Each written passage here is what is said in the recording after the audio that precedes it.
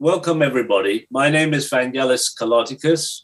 Along with Yanis Chamilakis, we are honored that the collective of Decolonize Hellas has asked us to contribute to one particular thematic cluster within the group's objectives, namely nation and race, or nation, race, and coloniality. In the description that we devised for the website, we begin saying, quote, that modern Greece did not have colonies or slave plantations. That it didn't have colonies or slave plantations does not mean that contemporary discussions of race and racialization are out of place in the Greek context, unquote. It's perhaps appropriate that we begin with a keynote today that will aim to demolish that argument by focusing both on colonies and slave plantations in Greece, in Cyprus, and beyond. Our guest for the final event of Decolonize Hellas, is Professor Dušan Bjelić, and he and I are coming to you from the great state of Maine in the United States, where for many years now, Dušan has been professor of sociology at the University of Southern Maine. A member of the Belgrade Circle, he received his PhD in sociology from Boston University. He is well known to many of us for his important contribution to the emergence of a Balkan cultural studies in the United States from the 1990s onwards. In particular, I myself was introduced to his work in an edited volume along with Obrad Savic titled Balkan as Metaphor Between Globalization and Fragmentation, published by the MIT Press in 2002. Coming on the heels of Maria Todorova's Imagining the Balkans, which itself had aimed to counter the system of stereotypical representation of the Balkans, it gave us the impression that Todorova's book nonetheless remained anchored in the language of the Enlightenment, and her analysis's emphasis on Balkanism, language about geography, diverted itself somewhat from treating geography or language as geography itself. For the Balkans, according to Bjelić, is not only the object of literalization, but also of literary invention. That is not cogito, but metaphor, which is a part of the autopoietic history in process.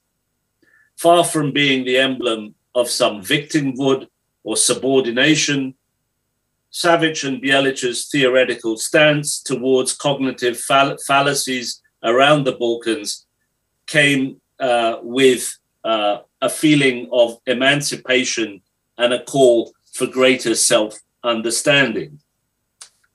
Subsequently, in his later work, Normalizing the Balkans, Geopolitics of Psychiatry and Psychoanalysis, published originally by Ashgate in 2001 and later republished by Routledge in 2016, Bjelić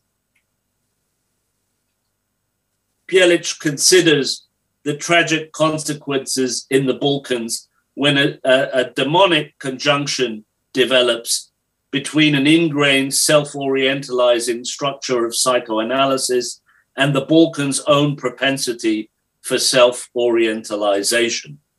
Following Gramsci and Said's discourse geography, Bjelić transmutes the psychoanalysis topos of the imaginary geography of the Balkans into the geopolitics inherent in psychoanalytic language itself, and takes to task the practices of normalization that underpin the Balkans' politics of madness.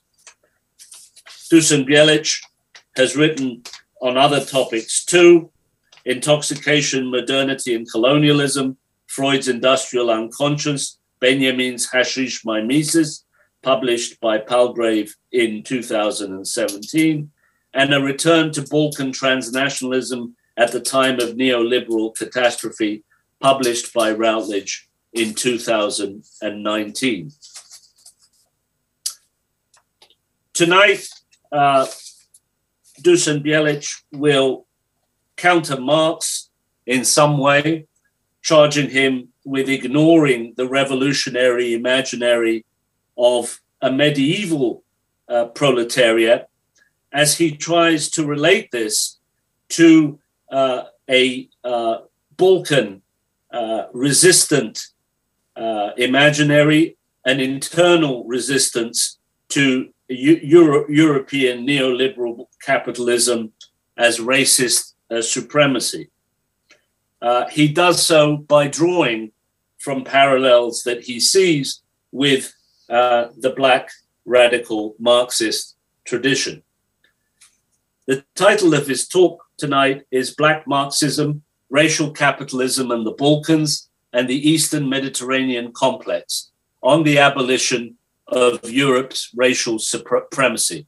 I leave you in the capable hands of our colleague, Professor Dušan Bjelić.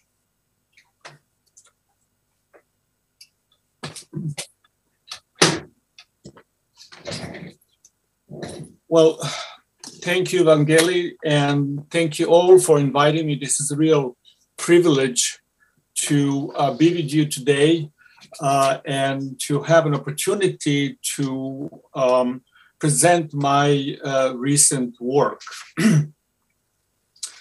Let me first give you a brief summary of my presentation. So today, the European Union uses the Balkans and East Mediterranean region as a buffer zone against the migrants that neoliberal capitalism treats as racialized surplus populations.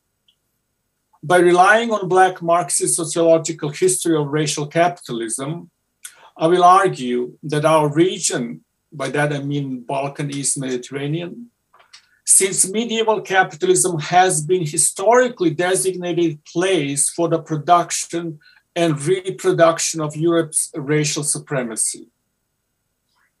This reframing of European history as a history of racial capitalism fundamentally changes not only the region's relation to Europe, but also the dominant canon, which states that Europe was created in the West.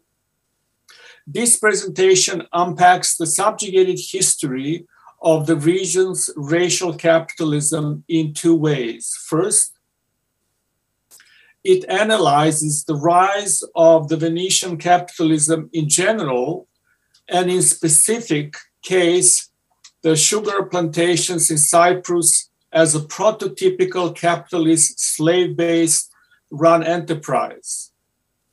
And second, I analyze the regional revolts as the rise of the regional pre-modern and non-representational radical politics against medieval colonial capitalism.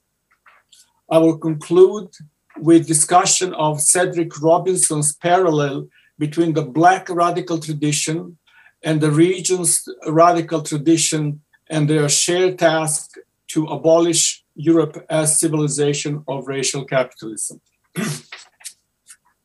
So let me start by stating that whenever I use term Black Marxism, I refer to the Cedric Robinson's books, but also to the group of Black radical scholars, which includes Eric Williams, Oliver Cox, Du Bois, C.L.R. James, Cedric Robinson, Angela Davis, and some others. They have offered alternative critique of capitalism to Marx in several ways, one of which is the following. namely that their work is not just an academic discourse, but rather they are articulating the Black radical tradition as a collective intelligence generated in the history of African struggle against the white racial supremacy. So the point is here very, very important for us to keep in mind, and that is that Black radical tradition has generated knowledge in a struggle, and therefore here the analysis is the analysis that stems directly from the history of struggle and not from the history of representation. Now, in his book, Black Marxism, Robinson opens his book not by reference to Virginia tobacco plantation or to Georgian cotton plantation, but he begins with reference to medieval Europe.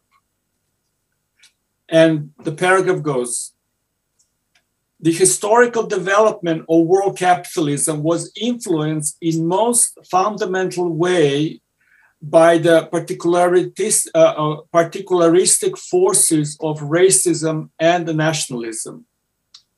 This could only be true if the second, psychological and cultural origins of racism and nationalism both anticipated capitalism in time and formed a piece with those events that contributed directly to its organization of production and exchange. And here comes the key sentence. Feudal society is the key. More particularly, the antagonistic commitments, structures, and ambitions that feudal society encompassed are better conceptualized as those of developing civilization than as elements of a unified tradition. So his critique of racial capitalism begins with the focus on the medieval Europe. Now, as we probably all know as white Europeans, that this part of history is usually skipped. We begin either with classical time of Greek antiquity, and then we skip to the Enlightenment, and the Dark Ages remain, for the most time, unknown to us. And it's interesting, the Black Marxists find this area to be so important for understanding their own racialized destiny. So how does Robinson see medieval Europe?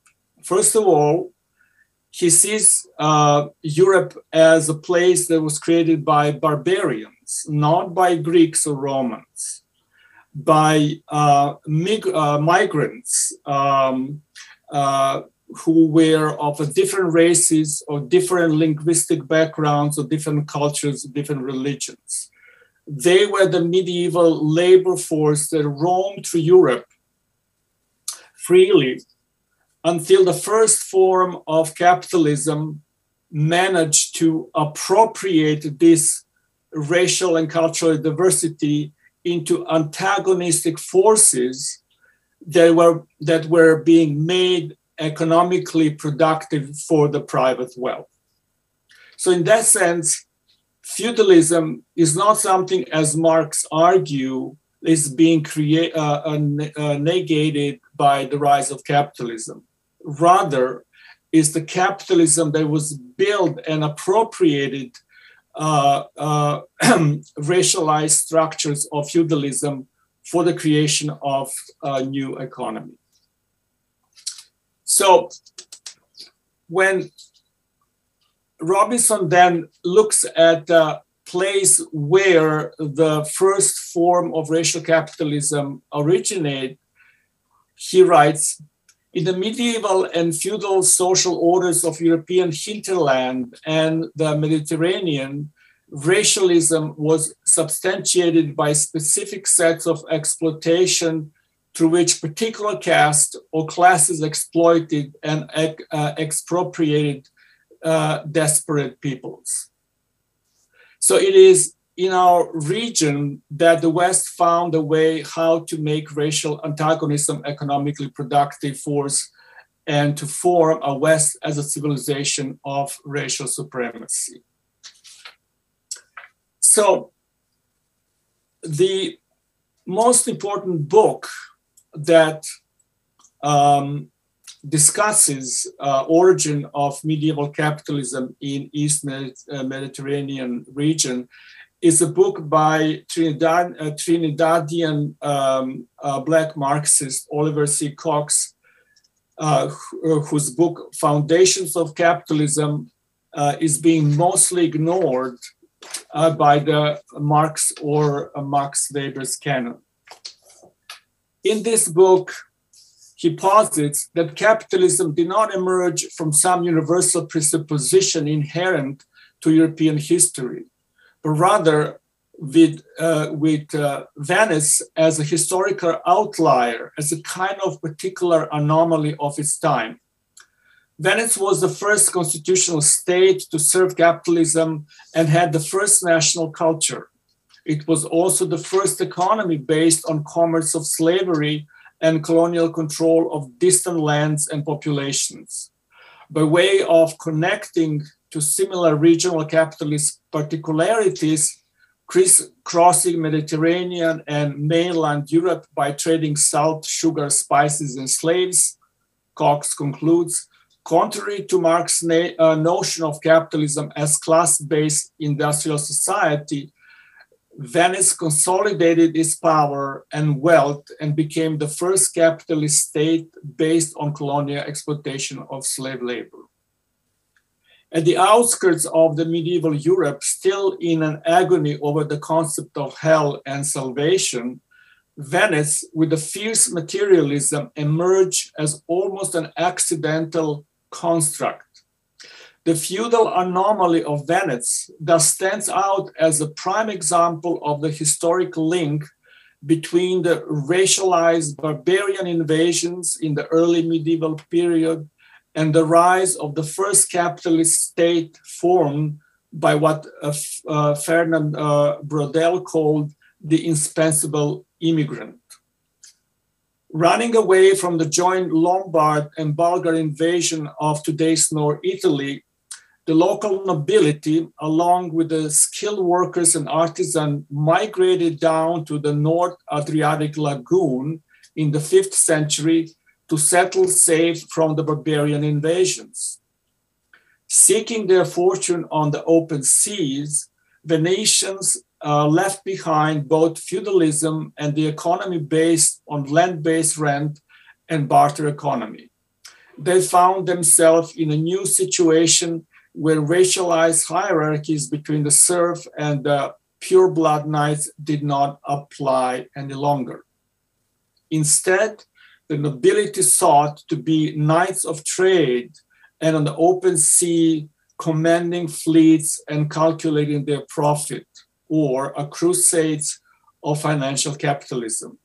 The old way of racialized bonding, grounded in manure, the feudal manure, Venetians were replaced by a new way of patriotic solidarity that focused on the organized economic end.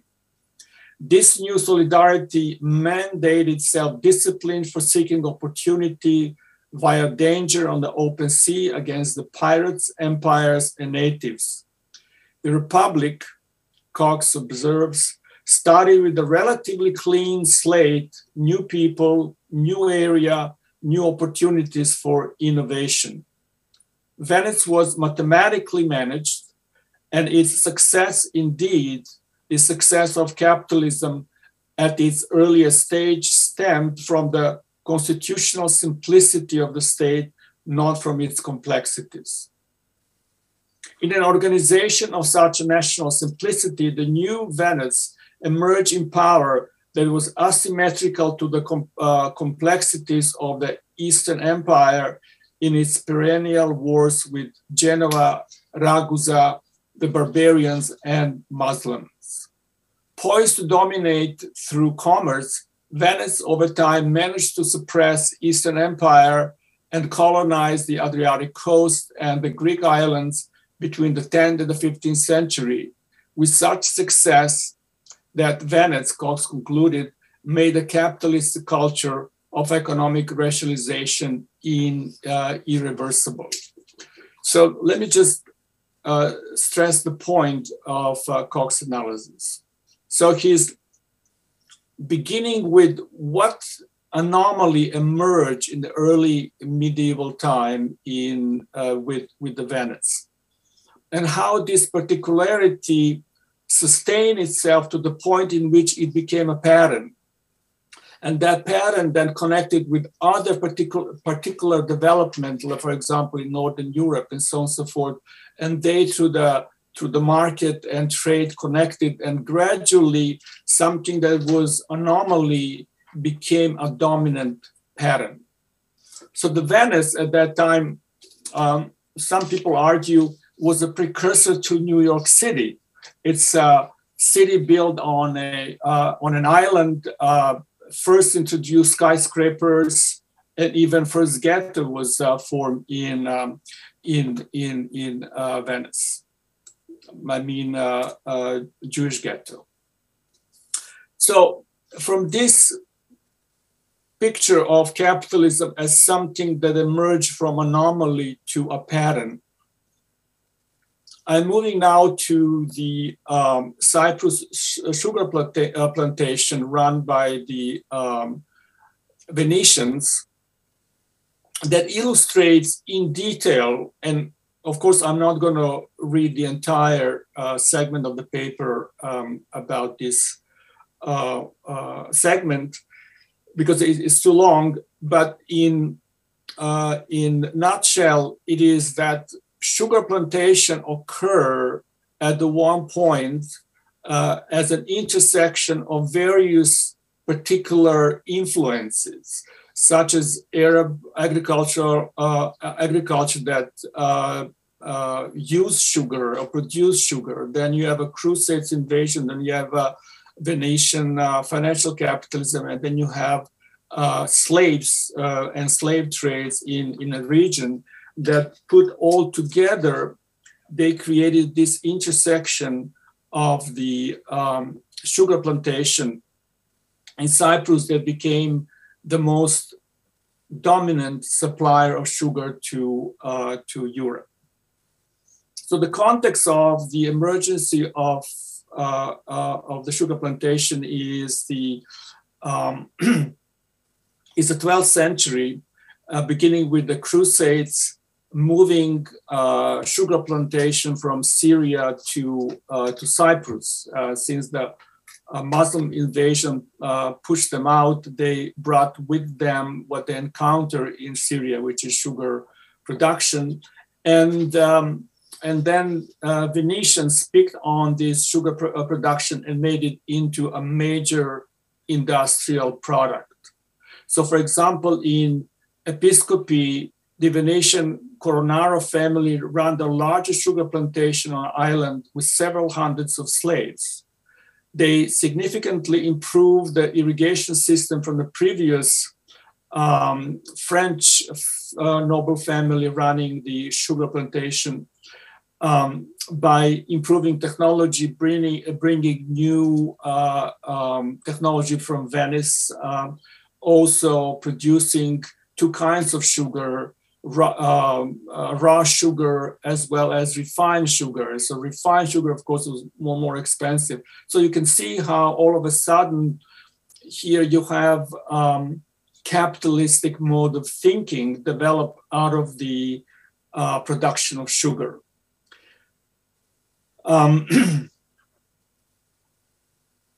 Now, sugar plantation, right, is, and for our purposes here, is run by slave labor, and in that sense, Cyprus sugar plantation formed to this process the first matrix of sugar plantations that will emerge in the Atlantic and transatlantic in the Caribbean.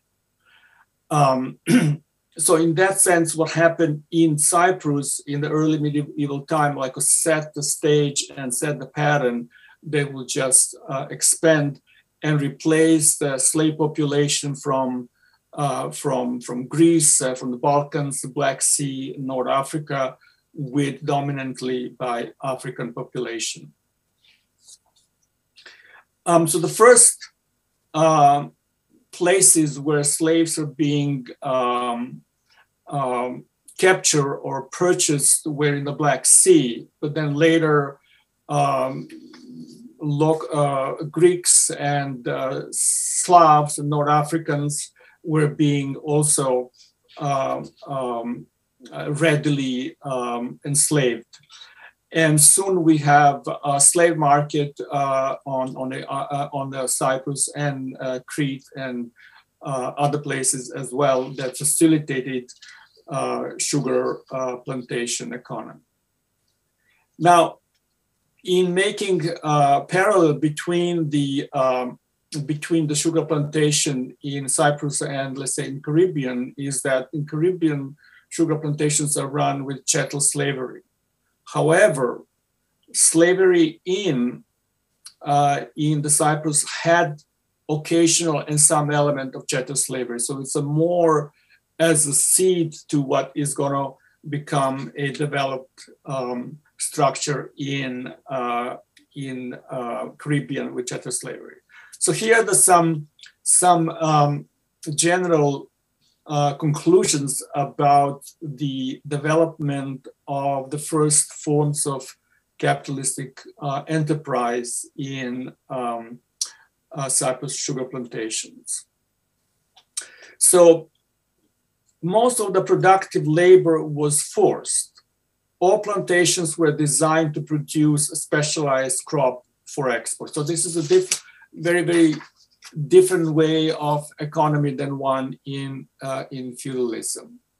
The slave population was not self-sustaining because of the high mortality rates and the expanding plantation territories. A fresh stream of new population was mandated and forced the growth of slave trade. So it is very labor intense. A lot of people are needed, but also a lot of people dying. So you have a constant infusion of new slave labor. The owner used their agent managers as internal police force. So just as you've seen in American plantations, there was a guy with a shotgun on a horse patrolling slave labor. That was already at work in Cyprus sugar plantation. The plantation specialized crop industry operated as an extractive mode of capitalism, right? So that what sugar was produced in Cyprus and exported. So the whole wealth was generated elsewhere, and the local population did not benefit much from it.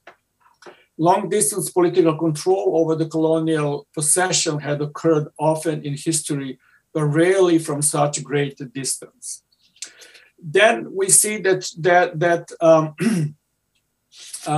with the Ottomans' penetration of the Balkans and East Mediterranean, the sugar plantation moved westward to Sicily and then later to the Portuguese islands of Madeira and Azores, where Black population served more as slave labor than the, let's say,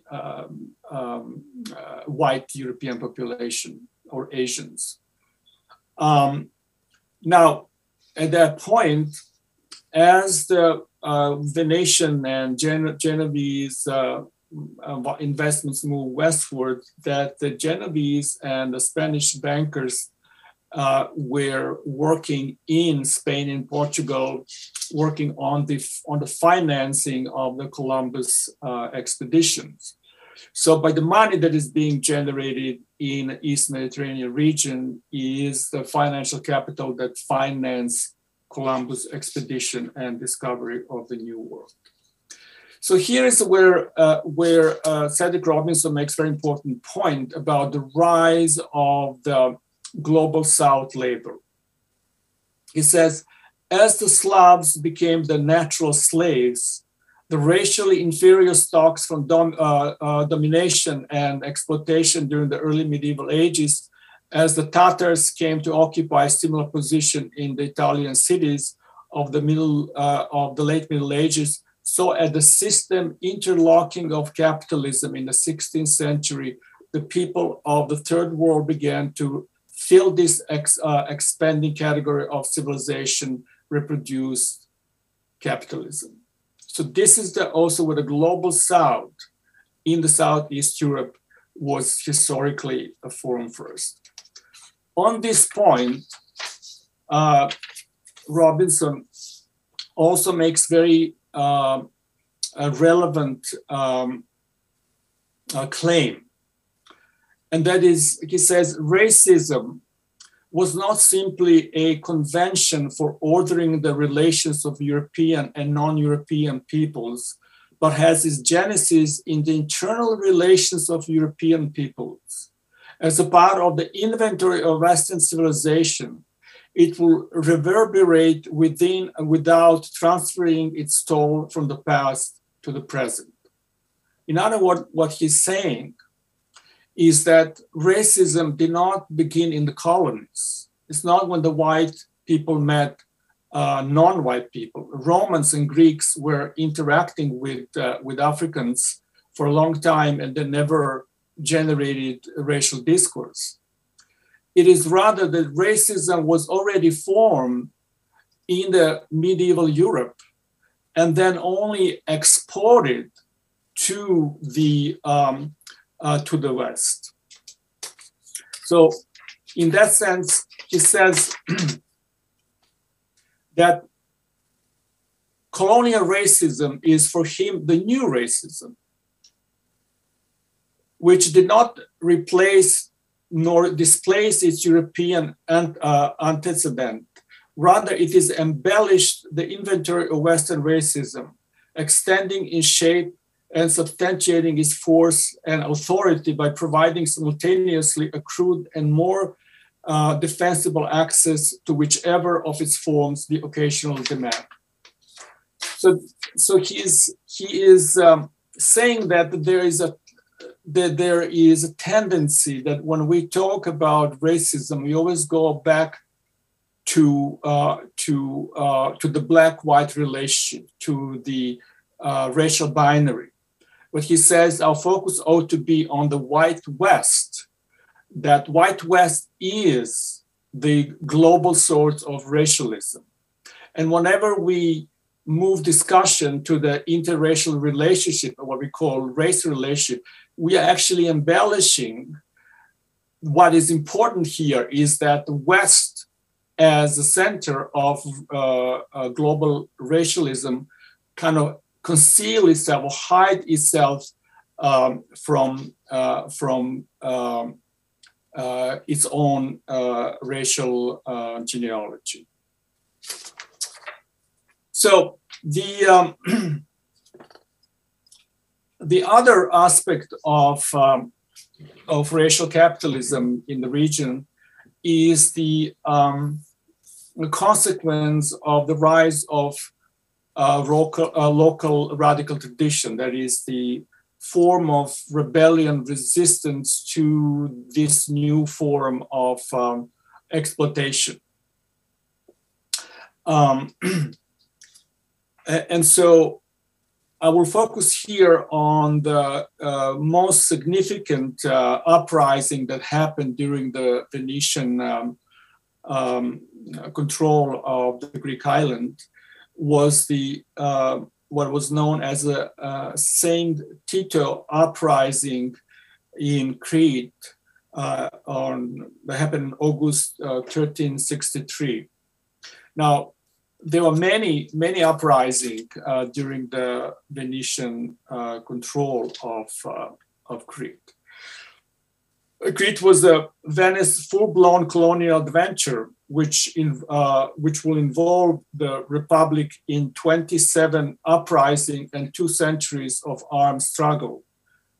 Each new wave of settlers sparked a fresh revolt led by great Cretan land-owning families deprived of their estates. So you have here, the kind of the same situation that we had in the colonization of Americas, right? The colonists will come, take a land, push natives, and build the settler communities. And here, this revolt of the Saint Tito revolt in 1363 in Crete was very unique because it was revolt not only by the locals, but actually it was instigated by the settlers because the Venetians imposed high taxes, and the settlers who came there to make wealth had to pay taxes, and was sort of like a precursor to American Revolution, right? We don't want to pay taxes; it's too much taxes, and the uprising occurred on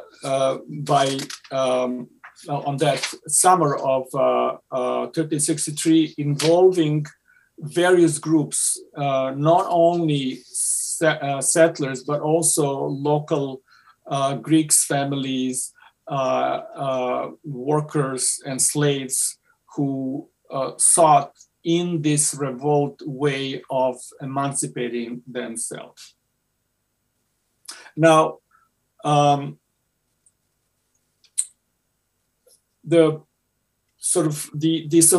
after 5 years of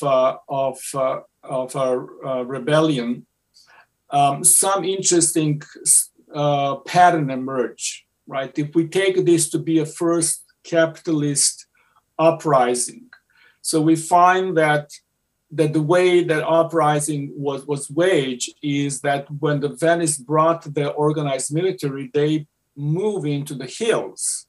So there we have a first form of guerrilla warfare, right?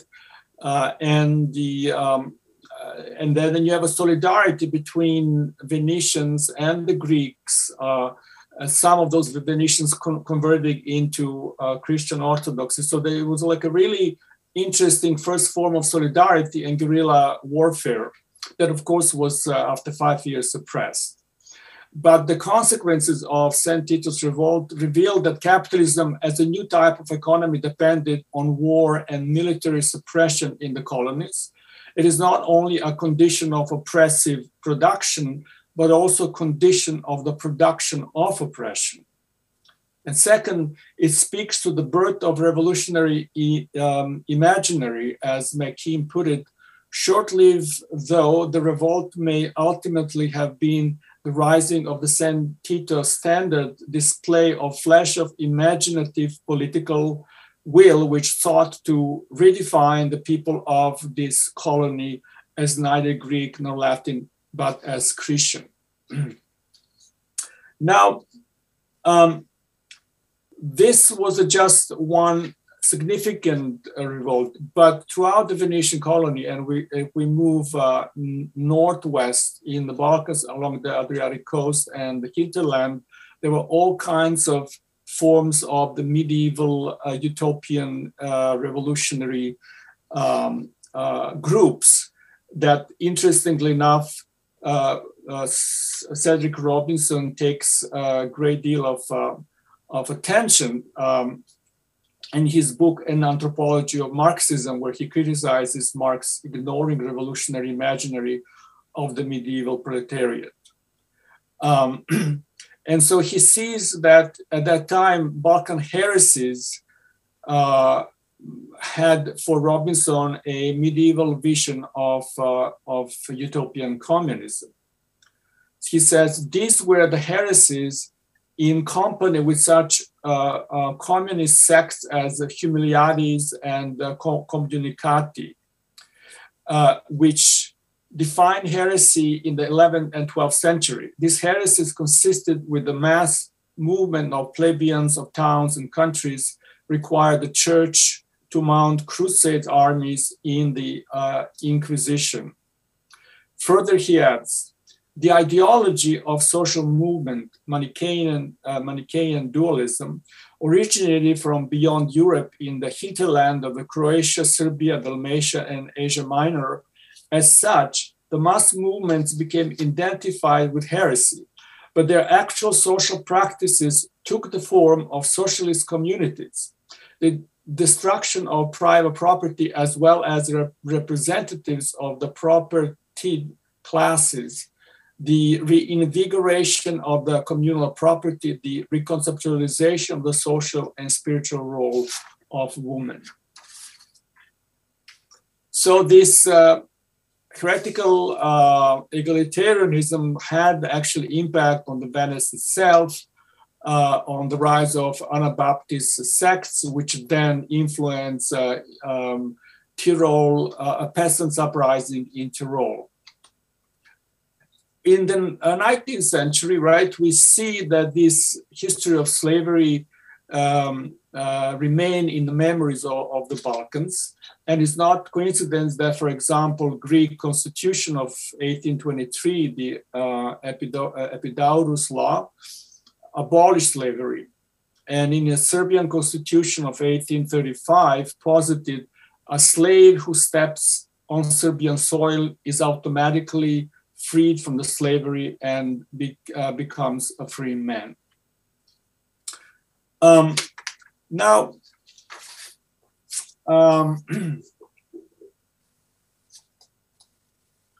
it is also important here to notice the genealogy of the word slave. Slave comes from the Venetian word sklavus, or sklave, which means Slav. So the word slave comes from ethnic group from the Balkans, then assume a generic term. So in that sense, there is even etymological connection between white slaves in the Balkans and the African black slaves in the colonies. Now, with the rise of the Ottoman power in the Balkans, right? We have now in southern Balkans, you have the Ottomans and the Venetians fighting each other for the dominance, but also the local population fighting both sides for maintaining a certain level of autonomy, but also fighting for survival at the time when power and wealth was being robbed of them. They served as a major resource for slave labor. And as somebody observed, that one of the reasons that the South Slavs accepted Christianity was a way to avoid slavery, because the nations supposedly were not supposed to enslave Christians, and yet anyway, they did it anyway. So it is with the Ottomans and the Venetians crossing the Balkan Peninsula, and there was all kinds of trade routes going from Venice to Budapest and Belgrade and Central Europe. There was a rise of what Hobsbawm called social banditry. So those are the local warrior groups who are forming, whose criminal activities, according to Hobsbawm, represents a form of political revolt. So he says, Eric Hobsbawm talks about social bandits as actually European phenomena from north and east and the west of Europe. There were all these social bandits like Robin Hood, so on and so forth. But he says that the Balkans bandits, or how they call them in various places, haiduks, were actually political bandits. So he says, these were the armed communities of the European rural proletariat that had sprung from the strata of free peasantry that were breaking away from serfdom and slavery. Outlined by their rulers as criminals, social bandits, as Hobsbawm argues, were considered by their people as heroes, champions, avengers, fighters for justice, perhaps even leaders of liberation, and in any case, a man to admire, help, and support it. In the Balkans, these outlaw groups were known as Hajduks, Klep, Uskoci, or Komitaji, and they were considered to be enemies of the Turks, Venetians, and Austrians. While most of the social bandits groups remain politically and morally ambiguous in their goals and characters, the definition of the Hajduk hero is fundamentally political. In the Balkans, he was a national bandit according to certain traditional rules, a defender of avengers of the Christians against Turks. Unlike the noble robber, the Hajduk does not depend on personal moral approval. Unlike the avenger, his cruelty is not his essential characteristic. Now, here is a very important point that we can link to the Robinson notion of Black radical tradition.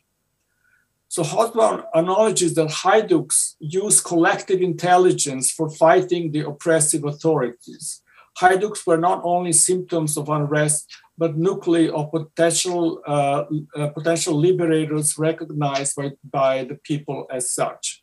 So he's referring to the creation of a tradition of radical resistance to the dominant oppressive empires, but also to the oppressive traders. Hajduks were vector of local power, enemies of civilization. On the Hajduks' warrior democracy, Hobsbawm writes, Hajduks' band were led by voivoda or dukes, whose duty it was to supply arms, assisted by a standard bearer of Baryaktar, who carried the red or green banner and also acted as a treasurer and a quartermaster. They regarded themselves as a free man and as such as good as a lord or king, a man who had in his sense won personal emancipation and therefore superiority. Hajduks also implied equality among the Hajduks. They were known not as institutional leaders, but just as Novak and his sons, Grujo, Radivoj, Miha the herdsman, Rado, Osokol, Vujadin, Panayot Hito, or Nikitaras Turkofagos. So where Hobson analyzed social bandits only within the European pre-modern context, Robinson links such radical tradition to the underpinning conditions of racial capitalism, and to this extent, it parallels Black radical tradition. Even though two traditions emerge as a particular phenomena outside representational politics and outside the law and state apparatuses in different times and geographies, according to Robinson, both were a political response to the same processes, namely the creation of Europe as civilization of white supremacy. Both traditions emerged outside Western radicalism and were based on ideologies of universalistic politics of representation. Both represented specific subversive forces that grew out of similar strategies for marronage, criminal activities, and revolt. And here's my conclusion. How should we think today about this region and its relation to Europe after the account of racial capitalism by Black Marxism? Despite its Europeanization, the region's medieval racialized status continues today using different means. How should one understand the neoliberal EU today using the region as a racialized buffer zone against the surplus population of migrants produced by the NATO neocolonial wars in Asia and Africa, if not as another example of racial capitalism. As the racialized part of Europe, the region had inherited fundamental contradictions, namely the difference between the national dream to become European and the internal resistance to European neoliberal capitalism as racial supremacy. This contradiction is evident in the fact that from the Greek island to Slovenia, in the background of the capitulated European left and their nation states, the self-organized autonomous shelters and support groups for the migrants today wage legal and illegal wars with EU administrative racism. One cannot help but see that these autonomous groups often act outside the law and political sovereignty, and more in the tradition of the medieval pirates, haiduks, uskuks, klefts, than in accord with the Europeanized politics of representation. On the one hand, the memories, poems, and myths about region's medieval rebels, these self-organized warriors, mountaineers, pirates, and road bandits are viewed as the national heroes appropriated only as a precursors to the formation of Europeanized nation state, while on the other hand, subjugated those forgotten times and the struggles against European slavery and colonialism. Such subversive activities that were born out of the Yugoslav bloody ethnic wars, out of the so-called Greek financial crisis, and the greater pauperization across the region directly contradict the region's racialized desire to become European. It is true that pro-migrant groups inside the EU and as citizens of the former colonial empires have acted in a similar contradictory manner. Yet, it is also true that EU's biopolitical warfare against the migrant has been waged on the Balkans, on the Greek islands, and in the Mediterranean. Is this a mere coincidence or a return to the historically designated place of production and reproduction of European racial supremacy, once before very formative of Europe's racial supremacy, but today protector of Europe's racial supremacy? Perhaps considering the nature of the subversive solidarity between the migrants and the local administrative rebels, one could argue in the same manner as Antonio Gramsci's incipient praxis of specific geography that the history of slavery, colonization, and local radicalism has formed the geopolitical character of our region. It also appears today that even the alliance between the region's nationalist ideologies and the EU neoliberal capitalism can neither change Europe's racialized fixation to the region nor eradicate the region's challenge to Europe's racial supremacy. In this context, Black Marxism's account of the Balkans East Mediterranean racial capitalism and its radical tradition is an important history to examine and study, not only for a full understanding of the region's relation to and of its place in Europe as a white supremacy, but more importantly, as a historically destined place for the abolition of Europe as civilization of racial supremacy. Thank you very much.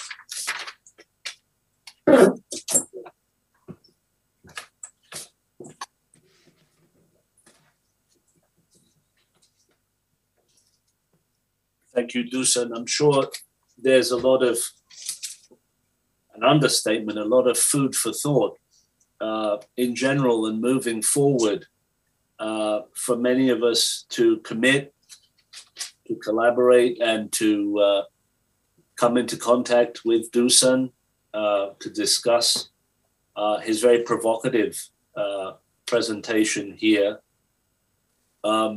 I have in mind also within the Decolonize Hellas initiative, of course, groups working specifically on the Balkans, but for sure we'll also be reaching out to colleagues in Cyprus for more historical background around the plantations there and the kind of management of the long distance management of these plantations in historical time. Talking of time, we don't have a lot of time. We do have a couple of questions already available here.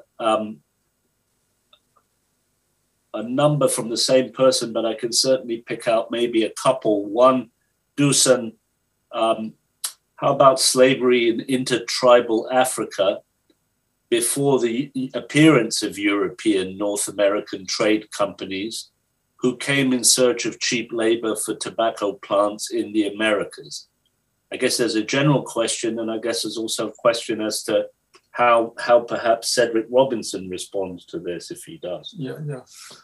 Well, let's first make a distinction between traditional slavery and the capitalist slavery, right? In traditional slavery, right, it was a part of tradition where people were either stealing people, mostly women, and including them in their family, or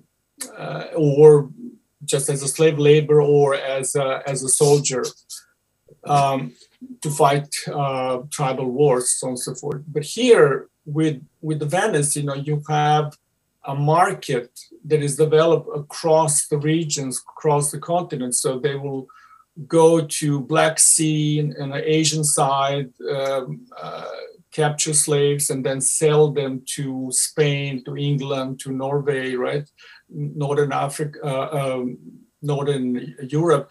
So it was like creating a market, creating an economy on the basis of commercialization of human labor. So when the human labor become a commodity, they had the price on the market. So that's the distinction between these two types of slavery. So I don't know if that satisfies your question. There's a second question here about the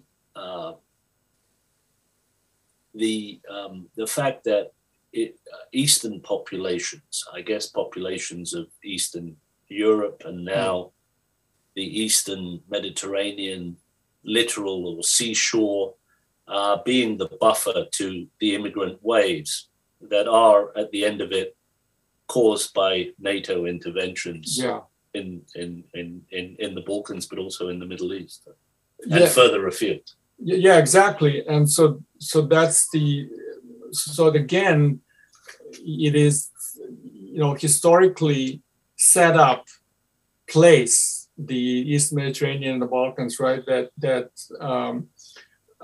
constantly plays the same route, or what days called Balkan route, but it's deeply racialized, right? Because it's a place in which Europe is controlling the sort of the flow of the non-Europeans into Europe.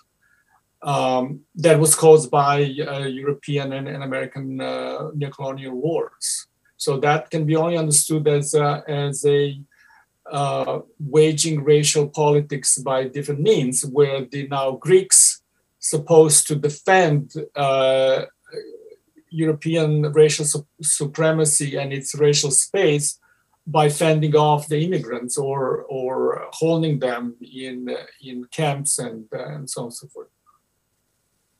I wanted to ask a question. I guess my impression is that I'm familiar with your moves, Dušan, in the second part of the paper, where you talk about social bandits from the region, who, in the best of circumstances, are fodder for a radical tradition that works outside the state, against the state and outside the law. And I can see there the reasons for relating them and finding solidarity with the Black radical tradition, Marxist or otherwise. I still, and it's partly from just a lack of knowledge on this, I'm trying to figure out how you see or how you explain Cedric Robinson's inclination, his impulse to say basically that slavery is the engine for racism. Yeah. What he gets out of that. I mean, solidarity, yes, right? But is it really that conclusive for him? Well, let's say he says race is organizing principle of capitalist development. So he says in one place, think about race as a totem to capitalism, right? So primitive accumulation of labor as force as slavery is what had created this like a feudal anomaly into stable pattern and then global system, right? So first of all, it explains capitalism, phenomenon of capitalism supremacy through the formation of racialized labor.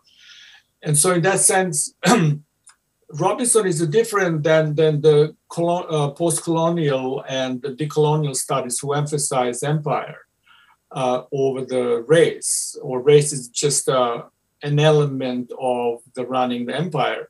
But what Robinson is saying, no, race is a primary, it comes before empire, it produces empire, right? So you have to have a particular group of people that is being forced to labor and produce a pattern that develops into a global system. So in that sense, his difference with Marx is that race is not outside of capitalism, but is actually at its very center.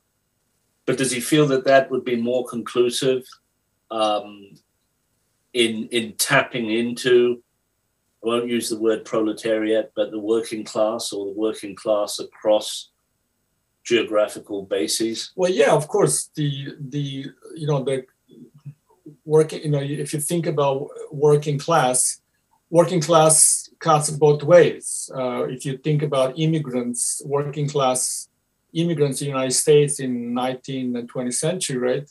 They were the major source of racism, right? Immigrants they brought something from Europe into United States that just expanded racism in the United States globally, right?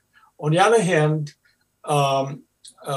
labor and race, the sort of the wage labor is just a continuation of forced labor by different means. So in that sense, there's no radical distinction between class, working class, and slavery.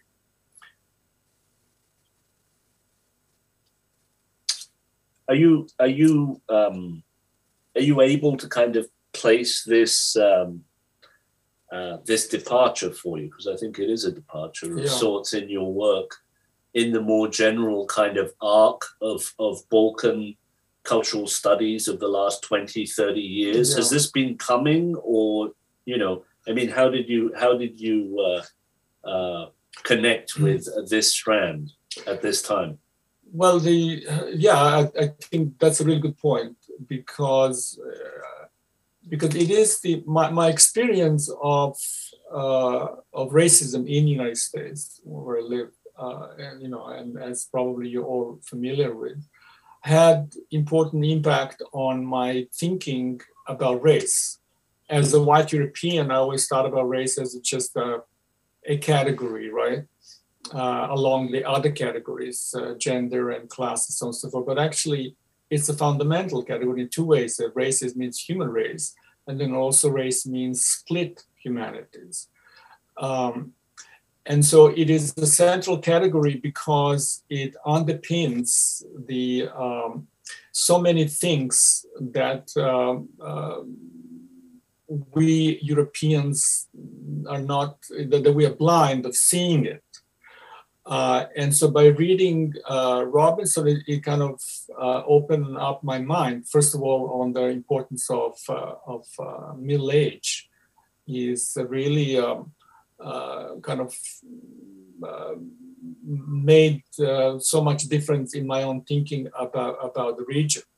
And more importantly is that in my previous work that you mentioned in the Balkan studies, I was primarily interested in representation, right? Here, I'm interested in what I would call the production of a power, right? Of struggle. Of struggle, right? So speaking from the history of struggle, where in the, you know, and this is where I also differ from post-colonial studies and decolonial studies, because they are putting too much emphasis on representation, right? So, for example, Mignolo constantly references Aristotle and Plato, how much, you know, they were important in racial hierarchies and racial discourses in the colonies. But, you know, when you think about those Venetians going to Black Sea to grab, you know, 100 people to be slaves, they're not thinking about Aristotle, right? They don't think about it like, oh, we are on the good side because Aristotle said we can do that. No, they're acting like pirates, right? So the pirates and piracy was productive force of this new type of economy that then become new culture called Western civilization. But there's a trickle-down effect, isn't there? Aristotle down to the pirates. I mean, I have to stand up for my own discipline, right? Well, I can't talk. I can't talk about it, but trickle down. Yeah. You're right, but it is that this is completely different. I mean, what Robinson wants to want us to think about that the barbarians' invasion of Europe, right, and all of this what's so-called barbarism, actually evolved into economic enterprise. So private, you know, because the war was the first form of economic gain in early medieval time, right? But then Venetians kind of brought mathematics and brought calculus and bookkeeping, right? But they still use crusades and military and sugar, and they actually transform physical brutality to a kind of subtle form of using brutality to make wealth, right? There's society must be defended. Foucault talks about how Republicans, after they defeated nobility, had to deal with the discourse on barbarians, right? Because barbarians were being praised by the nobility. And so Foucault talks about this filtering of barbarians, in which they have to separate barbarian as a vector of power and enemy of civilization and his power of war, right? Force. And the way they decouple it is they send the barbarian into nature. So barbarian becomes a mad, becomes criminal, right? Somebody who is degenerate, but preserve this brutal power, as they say, to support the stability of law, which means basically disciplinary society. So disciplinary society, right? That's barbarian. When you see the killing of the black man by the police officer, right, who is choking him, right? That is the filtered barbarians, right? It is it's a due process, but the due process basically consists of this body-to-body physical dominance, right? That is medieval presence, and that's what Robinson is saying. Like, don't think, because enlightened people say we have nothing to do with feudalism. No, feudalism is everywhere. That barbarism is all around, and it's helping us to see at work, right? And of course, when you think about slavery today, that you have a more black people in prison than you had them slaves in 1848. It's just like if slavery is what we inherited from feudalism, then certainly it is expanding in capitalism, even though we have all of this technology and all of that. But there's always an island of enslavement, right? That's the core that system cannot get rid of it because it is the core as like a heart, right? That's the heart that keeps the whole system as a kind of one organism. Couple of quick ones, and then we're going to have to wind them down. And I think the one is that in your written paper, there's a claim here, and I can't really judge it, but it certainly, if it has some legs, would be an engine, I think, for quite a lot of work, which is, and I can't judge it just because of my own knowledge of medieval history, but that Cyprus is the first settler. I mean, there's such a cachet on the word settler at the moment, and so much work being done on it. But it's a bold claim, and yeah. I wonder if you'd want to say some more about that. Yeah, but well, it is like that's take for so Coronaro family, right? They were not even nobility. They were just citizens who came, and made huge wealth, right? Then through marriage, she became she basically then. She became the extension of the Venice, and the Crete at that time become actually first settler. Talking about Cyprus, so it's first settler form autonomous colony, and so it is. Yeah, I also found it, very, very, very interesting that that part of history in our national history never occurred, right? It's almost as if colonialism is not national. Balkans, we have nothing to do with colonialism. But I think, yeah, I would love to explore further, and of course, historians from the island should know more about it to say, but and I think we'll need to end, but I'll leave the substantive final word with Dušan. He, to a certain extent, in this paper, keeps some distance from decolonizing and post-colonializing, yeah. But I wonder what your impression generally of the conference has been and the initiative in general. Oh no, that's it. I mean, the decolonial and post-colonial and the Black Marxists, they, have the same goal.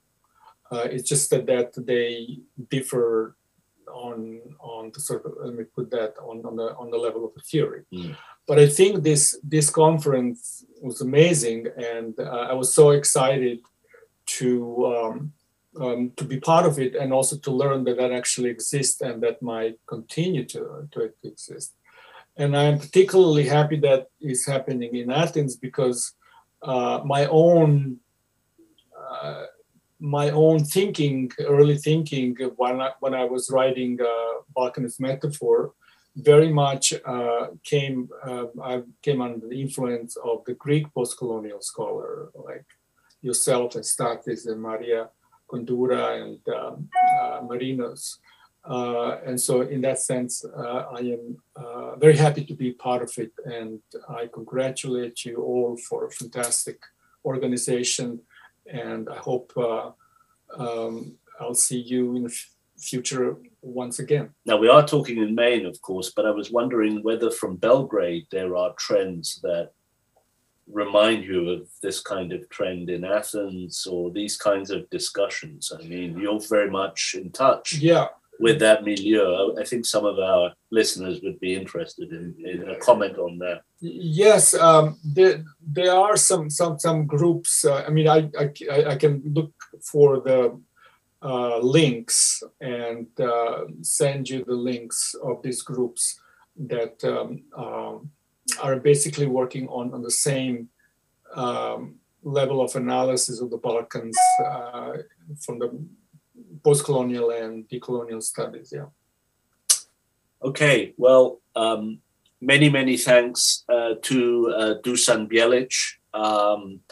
A very warm greeting from the Northeast United States, this remote corner of a deterritorialized decolonization. It's also known as American Gulag.